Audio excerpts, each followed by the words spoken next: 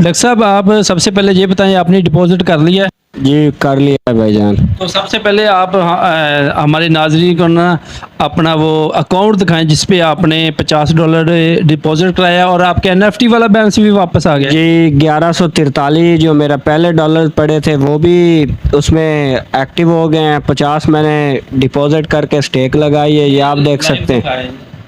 ये दिखाएं, मतलब कि आपने कैमरा क्लोज करके ये आप थोड़ा सा ना बता भी दें। ये स्टेक लगी हुई है और ये देख सकते हैं मेरा खुद का अकाउंट है, ये पिक्चर लगी हुई है, ये आईडी है, ये चेक कर सकते हैं। हाँ और ये वाला जो 0.9 है, ये कल शाम की जिस टाइम मैंने $50 डिपॉजिट किए थे वो रिज़र्व लगी थी, वो कल की इनकम है 0.9। ये 5000 टोकन पहले एक्टिव किए। इसको एक्टिव करने के लिए ट्रस्ट वॉलेट अटैच करना पड़ता है, वो वॉलेट अटैच किया, उसके बाद 5000 टोकन फ्री में मिले हैं।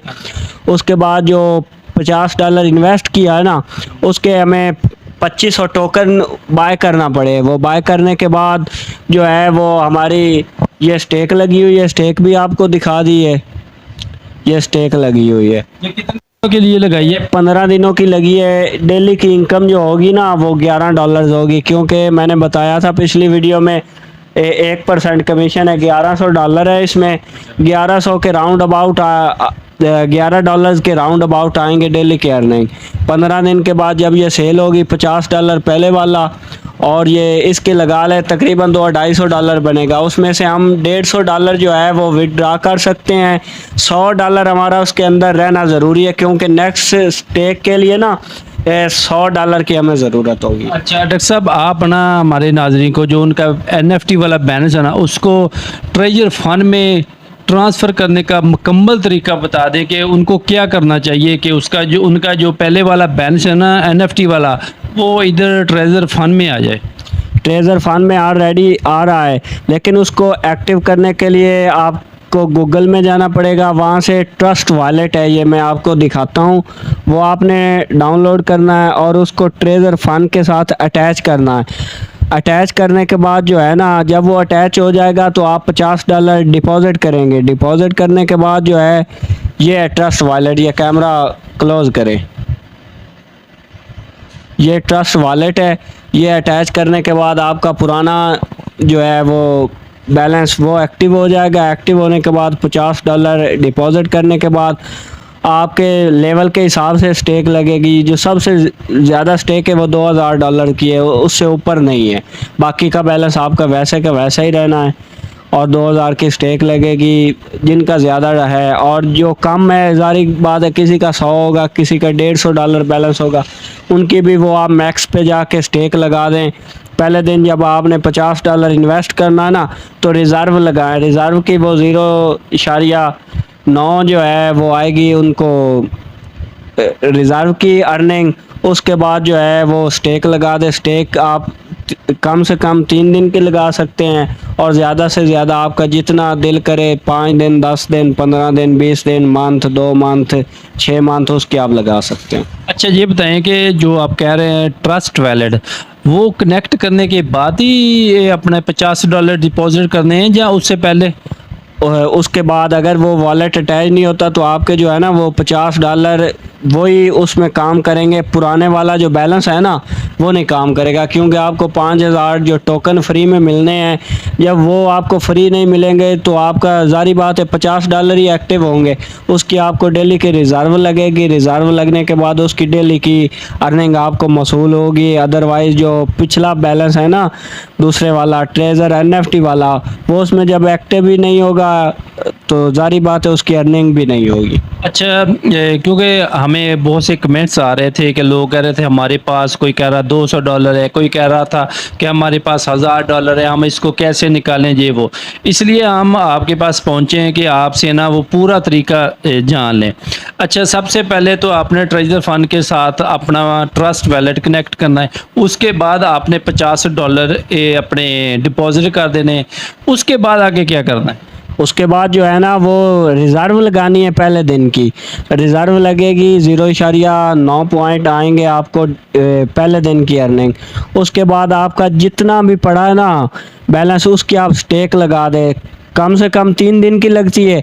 हर बंदे की अपनी सोच होती है। मैंने तो 15 दिन की लगाई है, कम से कम 3 दिन की लगती है। 3 दिन और 7 दिन, 10 दिन, 15 दिन, 20 दिन, मंथ, जितने आपका जो है वो दिल करता है वो आप लगा सकते हैं, लेकिन कम से कम 3 दिन होगी। अच्छा, फ़र्ज़ करें जिस तरह आपने 15 दिन की स्टेक लगी, 15 दिन की स्टेक लगा के आपने अकाउंट छोड़ देना है, मतलब अगर 15 दिन देखे ना, या फिर डेली उसको मतलब लॉगिन करके उसमें कुछ एक्टिविटीज़ करनी पड़ेगी?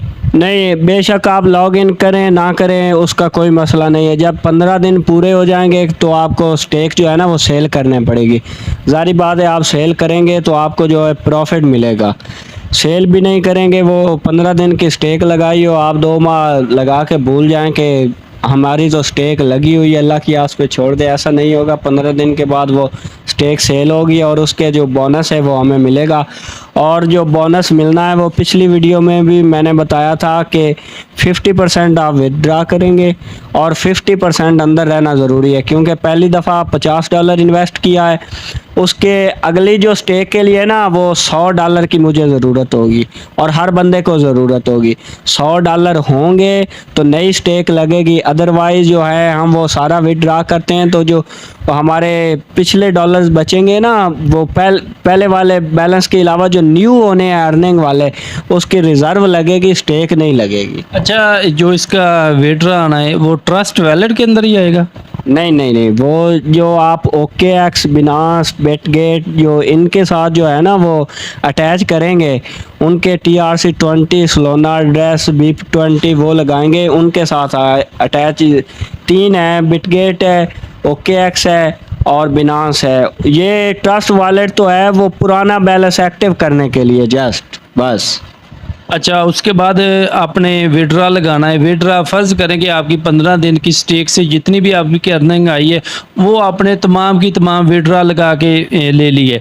उसके बाद फिर दोबारा अगला स्टेप क्या होगा? अगला स्टेप जो है मैंने कहा है, अगर आप फिर दोबारा डिपॉजिट करना पड़ेगा? डिपॉजिट अगर आप 50% बैलेंस अंदर नेक्स्ट स्टेक का जो है ना वो आपने $100 अंदर रखना ज़रूरी है।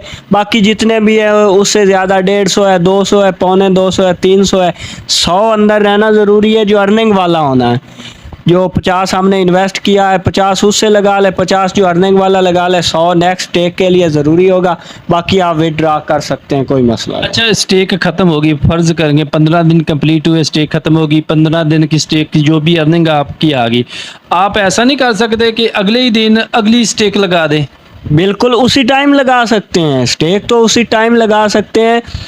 जब सेल करनी है उसी टाइम नेक्स्ट स्टेक लगेगी, वो कोई नहीं होगा। लेकिन जो है ना $100 उसमें होगा तो उसी टाइम स्टेक लगेगी। ये नहीं होगा आप स्टेक सेल करके फ़ौरन विड्रा लगा ले सारे का और कहें कि हम स्टेक लगाएंगे, ऐसा फ्री में नहीं होगा। जी डॉक्टर साहब, हमें जो NFT वाला बैलेंस है वो ट्रेजर फंड के अंदर एक्टिव करने का तरीका बता रहे थे। उम्मीद करते हैं आपको इस तरीके कार की काफ़ी समझ आ गई होगी और आप इसको फॉलो भी करेंगे। तो एंड पे हमने यही कहना कि हमारे चैनल को सब्सक्राइब करना ना भूलिएगा। बहुत शुक्रिया।